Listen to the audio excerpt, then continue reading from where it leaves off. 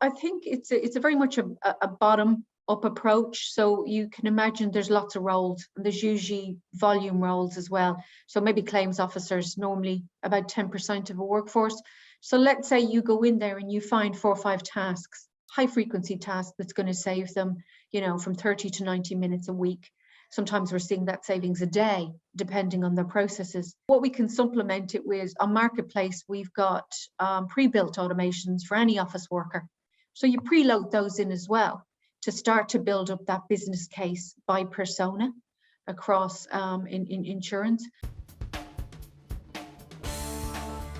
Once they understand what a digital assistant it is, it's sitting there on demand on their desktop.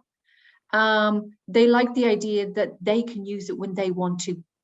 So it's not being hardwired into a process, so nobody's making them do it.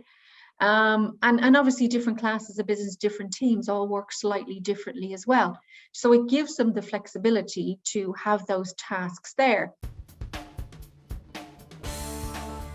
There was a couple of roles that surprised me about how open they were to the technology and how it was going to change their roles, and that was around auditors. You'd assume that they would be a very cautious role about this, but actually jumping in and loving sort of automation now because of the transparency and the audit trail, I suppose. But they can see how it's going to really transform their roles. As well with risk engineering.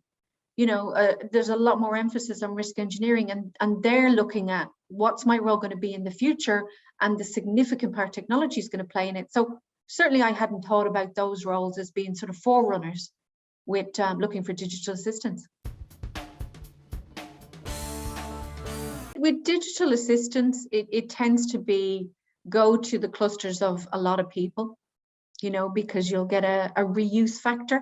So if you were building a digital assistant for claims, you'll find there's obviously a lot of claims people normally in an insurance company. So can you find their sort of five high frequency tasks that are there? And that's where you start. So this is the stuff that they, you know, it's really boring, that they hate doing. If you ask them that question, which is the jobs that you do every day, and you find engagement really quickly, and you find those, and it adds up. If those jobs take, you know, 10 minutes, 20 minutes, 30 minutes, and you're doing that numbers of times, then they can start to see the value of that quite quickly.